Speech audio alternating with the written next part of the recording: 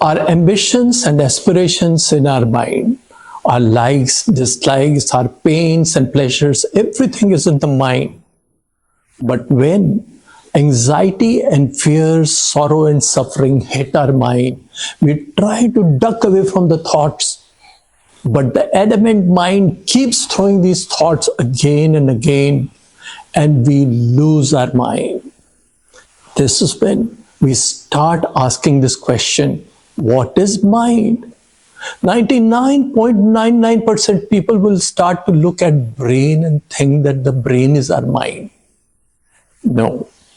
Brain and mind are two very different things. Mind and brain are two different entities.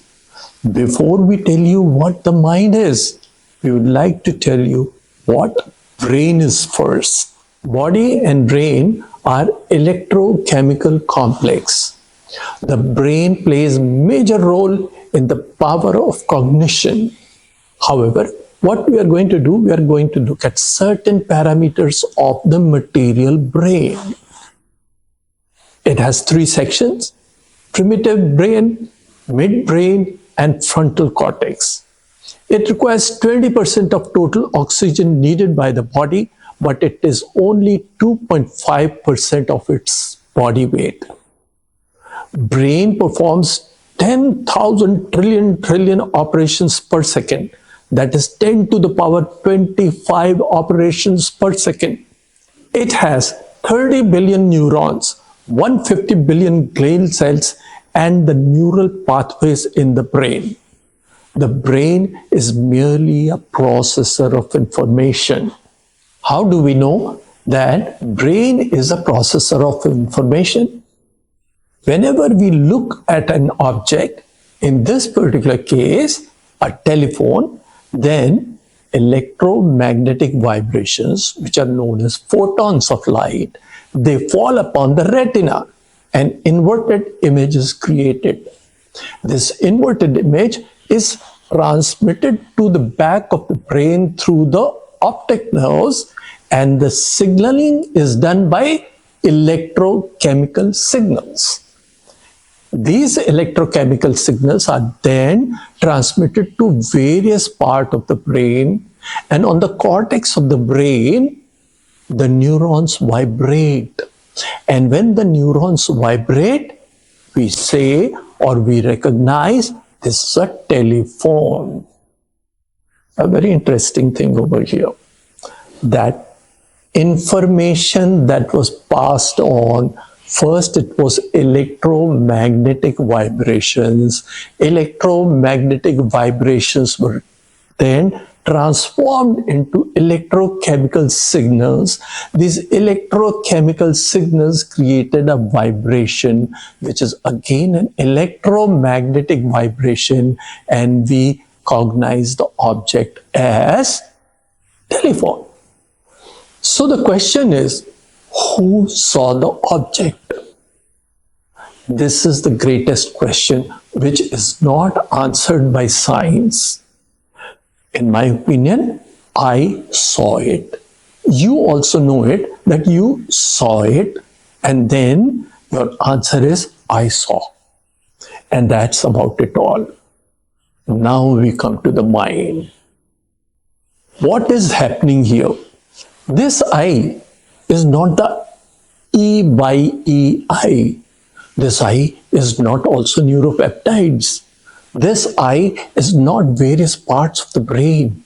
This I is also not the occipital region. Then who saw? To understand this, we will have to take a quantum leap. It means that we have to change the way we think. We have to take pages out of Hindu philosophy. Life is divided into two parts. When I say life, I'm talking about the existence.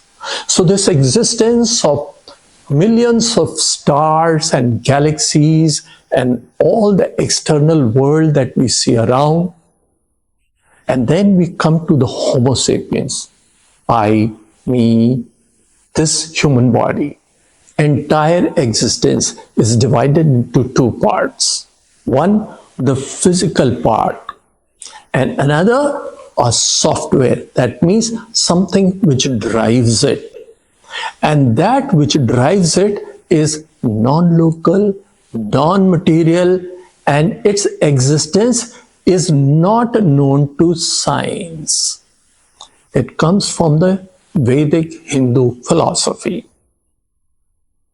So the life, which is divided into two parts, we'll start to say hardware and software. For example, this telephone, the telephone is the hardware with all its electronics, but the software, the downloaded software, is the one that drives the telephone. Without that software, this telephone is a piece of junk. In the same way, this human body is also a piece of junk if the software is not loaded. And that software is divided into four parts. We call it Man, Buddhi, Ahankar, and Chitta. Mind is the screen on which I, Ahankar, ego, main sees. How does it see? It sees through the power of discrimination, known as intellect, and we in Sanskrit call it buddhi. So here is the screen. The screen is the mind, and I is one who's seeing through the power of discrimination. Whatever I see is recorded into the subconscious, which is known as Chitta. Chitta is the field of consciousness in which Man, Buddhi, Ahankar, that means I, the ego, mind, and intellect operate. This is just the basic thing. We will take up everything separately. But currently, we are just going to talk a little bit about the mind, that the mind is the screen on which the drama of life is played. This drama, which is played, is recorded in the Chitta, that is the subconscious. This is where the problem is. Mind is not the problem. Mind has no power of discrimination. When you go sit down in a movie hall and the movie starts, there are images which are projected. These images are real, unreal, whatever you want to believe. But this screen has no other role to play except the projections. So there are four entities. The four entities are Man, Buddhi, Ahankar, and Chitta, which means mind, intellect, ego, and the subconscious. All these four are non-local. What does it mean by non-local? Non-local means it does not have a position. It is a quantum field. I put it in a different way, that it is a quantum field. And that field can be experienced by this joker in the pack, I. Now that we know that mind is a non-local entity assisted by non-local ego, intellect, and the subconscious, then our question is, where is our mind? How do I control my mind? How do I operate on my mind? To understand this, we have started courses from mind to mindfulness. The link is given below. If you want to join my courses, please click.